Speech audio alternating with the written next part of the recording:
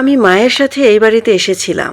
আমার সেই দিনের কথা পুরোপুরি মনে নেই, তবে সেই দিনের দস্তাদস্তির কথা আবছা আবছা মনে আছে। তবে আমার মনে পড়ে ওখানে আরো একটা লোক ছিলেন। সেই লোকটা কি আমি জানি না, তবে উনি চেষ্টা করছিলেন সবকিছু থামানোর। ব্যাস এটুকু পর্যন্তই দেখেছি। তারপর পিছন থেকে আমার মুখটা চেপে ধরে কে যেন একটা নিয়ে গেল।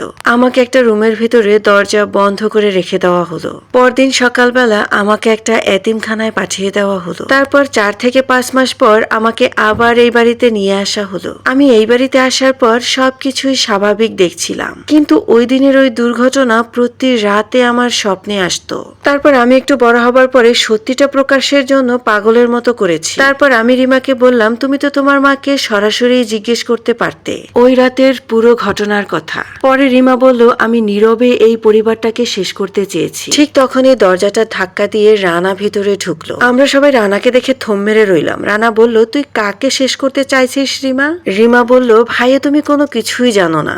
ওই দিনের ওই রাতে তুমি বাড়িতে ছিলে না। রানা অবাক হয়ে রিমার দিকে তাকিয়ে রইল। কোন রাতের কথা বলছিস তুই? রিমা বলল, আজ তুমি সব জানতে পারবে ভাইয়া, এখন সময় এসেছে সবটা জানানোর। হঠাৎ করে রিমা আমার শাশুড়ি মায়ের দিকে তাকালো। আজকের দিনেও তুমি চুপ করে থাকবে? আমার শাশুড়ি মা মাথাটা নিচু করে বসে আছেন, চোখ দিয়ে টপ টপ করে জল পড়ছে। মনে হচ্ছে সে আজও কাউকে কিছু বলতে চায় না। তখন রিমা রানাকে বলল, তোমার বাবা একজন খারাপ মানুষ, উনি আমার বাবাকে মেরে ফেলেছিলেন।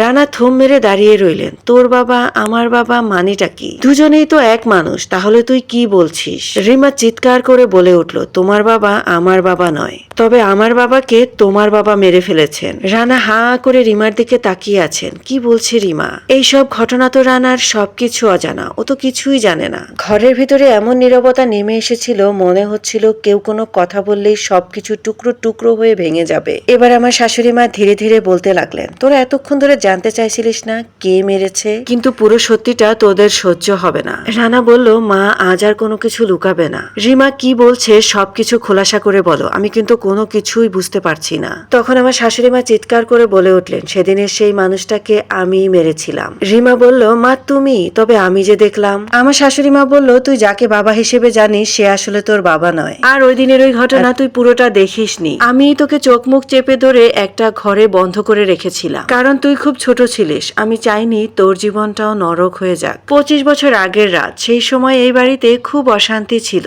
আমার প্রথম স্বামী, যাকে তুই বাবা হিসেবে জানিস, সেই মানুষটা প্রচন্ড রাগী মানুষ ছিল।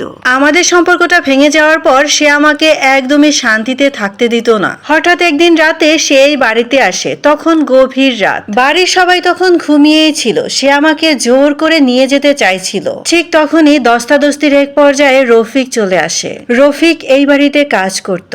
খুব শান্ত স্বভাবের একজন মানুষ ছিল। সে আমাকে বাঁচাতেই চেয়েছিল। ঠিক ওই সময় রানার বাবাও চলে আসে। তারপর 3 জনের মধ্যে ভয়ঙ্কর রকমের দস্তাদস্তি শুরু হয়। দস্তাদস্তির এক পর্যায়ে আমার প্রথম স্বামী একটা রড নিয়ে রানার বাবাকে মারতে চেয়েছিল। ঠিক তখনই রানার বাবা জোর করে রডটা হাতে নিয়ে আমার প্রথম স্বামীকে আঘাত করে। উনি প্রচন্ড পরিমাণে ব্যথা পান, রক্ত বেরিয়েছিল তার শরীর থেকে। ঠিক তখনই রানার বাবা ভয় পেয়ে হাত থেকে রডটা ফেলে দেন। অমনি আমার প্রথম স্বামী রডটা নিয়ে রানার বাবাকে যখনই আঘাত করতে যাবে, ঠিক তখনই আমি ধাক্কা দিয়ে রানার বাবাকে দূরে সরিয়ে দেই। ওই রডের আঘাতটা এসে আমার পিঠ বরাবর লাগে। সেই দাগটা এখনো আমার পিঠের নিচের দিকে আছে। তারপর আমি রাগের মাথায় আমার প্রথম স্বামীকে আঘাত করে বসি, আর ওই আঘাতেই উনি মাটিতে লুটিয়ে পড়েন। এক পর্যায়ে উনি ছটফট করতে করতে শেষ হয়ে যান, আর আমার ওই অপরাধের দায় রফিক নিজের কাঁধে নিয়ে নেয়। আর রিমা, তুই যাকে বাবা হিসেবে জানিস সে তোর বাবা নয়, এই রফিকই হলো তোর বাবা। রিমার চোখ দুটো দিয়ে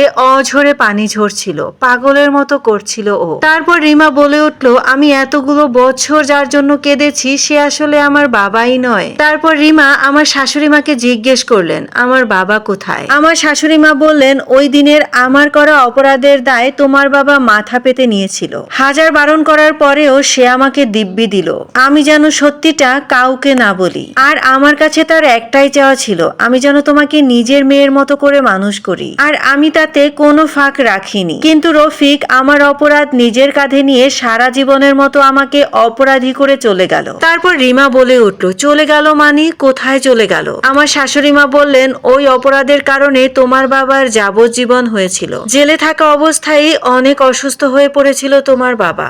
এক পর্যায়ে অনেক বড় রোগ ধরা পড়ে তার, আর ওই রোগের কারণেই তিনি জেলে বসেই মারা যান। আমার স্বামী রানা থম মেরে রইল। এক পর্যায়ে জিজ্ঞেস করলো, এত কিছু হয়ে গেল কিন্তু আমি কিছু জানলাম না কেন? আমার শাশুড়ি মা বললেন, তুমি যদি জানতে তাহলে আমার এই সংসারটা এত সুন্দর থাকতো। তুমি তোমার বোন রিমাকে এতটা ভালোবাসতে। তারপর রিমা বলে উঠলো, আমি এতদিন প্রতিশোধ নিতে চেয়েছিলাম, কিন্তু আমার বাবা তার জীবন দিয়ে আমার জীবনটাকে গড়ে দিয়ে গেলেন। আজ আমি ডাক্তারি পড়ছি, হয়তো রানা ভাই আমাকে আগের মতন আর ভালোবাসবে না। আর ভাবি, তুমিও হয়তো আমাকে অতটা ভালোবাসবে না, কারণ আমি তো তোমাদের নিজের কেউ নই, তাই না?